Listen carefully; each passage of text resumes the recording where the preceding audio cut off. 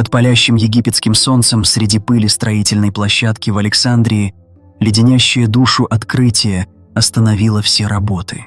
Огромный угольно-черный саркофаг, погребенный глубоко под землей.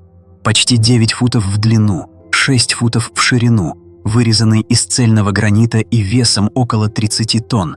Он пролежал скрытым под 5 метрами почвы более 2000 лет, запечатанный и нетронутый. Теперь, выставленный на показ миру, возник один вопрос. Какую древнюю тайну он скрывает? В июле 2018 года местные рабочие, копавшие фундамент для нового здания, наткнулись на нечто неподвижное. На место вызвали археологов, и, сметая вековой песок и мусор, они обнаружили нечто невиданное ранее. Саркофаг был огромным, без каких-либо узоров и зловеще молчаливым. Рядом нашли потрепанную алебастровую голову, чьи черты стерлись до призрачной безликости. Эксперты датировали находку ранним Птолемеевским периодом, вскоре после смерти Александра Великого, и начались бурные спекуляции. Неужели это последнее пристанище самого завоевателя? Или, возможно, какого-то важного вельможи, потерянного во времени? Неповрежденная известковая печать вокруг крышки намекала на нечто необыкновенное. Саркофаг никогда не вскрывался.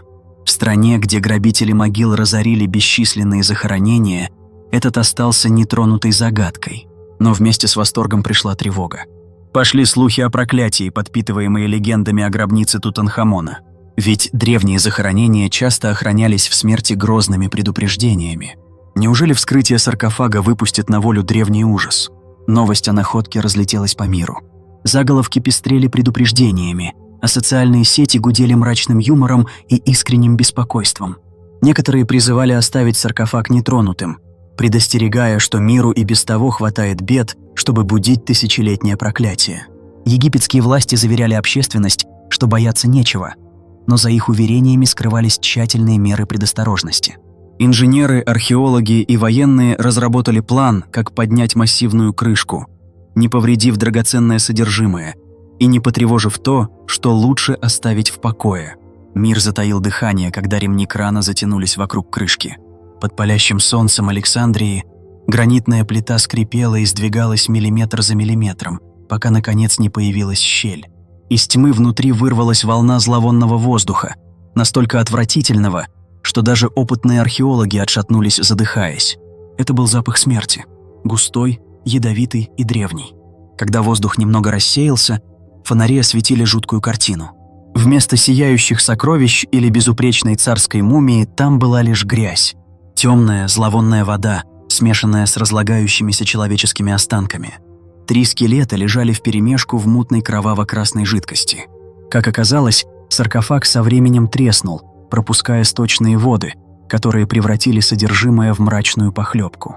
Кости зловеще плавали в красноватой жиже.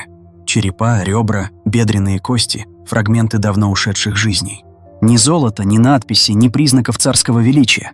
Лишь 3 безымянные души, навсегда застывшие в мрачной сцене. Это была не та находка, на которую многие надеялись, но и разочарованием ее назвать нельзя. Даже в своем безымянном состоянии мертвые рассказывали историю.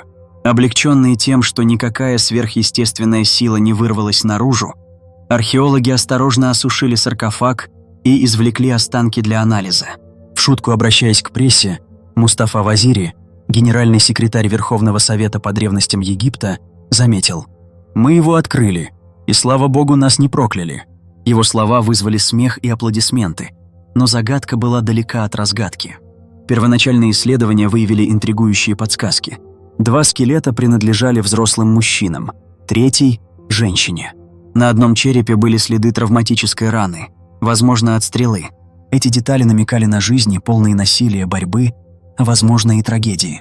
Несмотря на великолепие их гроба, они, вероятно, не были царскими особами, а скорее солдатами или видными гражданами бурлящего общества Александрии. Пока реставраторы просеивали грязь, они обнаружили нечто неожиданное. 3 маленьких золотых листка. На каждом были едва различимые выгравированные рисунки, тонкие символы, значение которых все еще изучается. Возможно, это были защитные амулеты, предназначенные для сопровождения душ умерших через опасные коридоры загробного мира. Хоть они и были малы, они намекали на ритуальное значение захоронения, на тихое почтение к путешествию за грань смерти. Отсутствие сокровищ лишь усилило притягательность саркофага. Его суровая простота говорила о богатстве иного рода. Не материальном, а загадочном и человеческом. Почему эти трое были похоронены вместе в таком огромном гробу? Почему нет надписей, нет пышных украшений? Был ли саркофаг использован повторно, или его создатели изначально задумали его как общее захоронение? Теорий множество. Возможно, саркофаг предназначался для вельможи, но был переиспользован, когда судьба вмешалась. Или он принадлежал семье солдат, заслуживших героическое захоронение, хотя их имена забыла история. А может, это было просто делом тех, кто стремился почтить умерших с тем величием, которое могли себе позволить. Какова бы ни была правда, она остается запертой в костях, ожидая, пока наука извлечет последние кусочки головоломки. Черный саркофаг, возможно, и не содержал царя, но ему удалось захватить воображение мира. В одном молчаливом монументе он кристаллизовал наши самые глубокие увлечения: притягательность потерянной истории, трепет перед неизвестным и вечное человеческое стремление соединиться с теми, кто был до нас. Он напомнил, что даже в смерти, даже погруженные в сточные воды и разложения, прошлое все еще говорит. Никакое проклятие не было выпущено, никакой апокалипсис не наступил. Вместо этого массивный черный гроб явил нечто куда более глубокое, неприходящие отголоски человеческих жизней, несовершенных, безвестных, но все еще тянущихся через века. В итоге из земли вышел не ужас, а мощная, заставляющая задуматься связь с нашей общей смертностью. И где-то глубоко под другими слоями песка и камня ждут другие тайны, молчаливые и терпеливые, до того дня, когда мы осмелимся снова поднять крышку.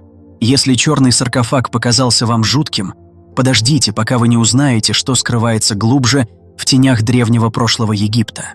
В таинственном подземном лабиринте спрятаны огромные 100-тонные гранитные ящики, вырезанные с такой точностью, что некоторые считают, будто их не могли создать человеческие руки.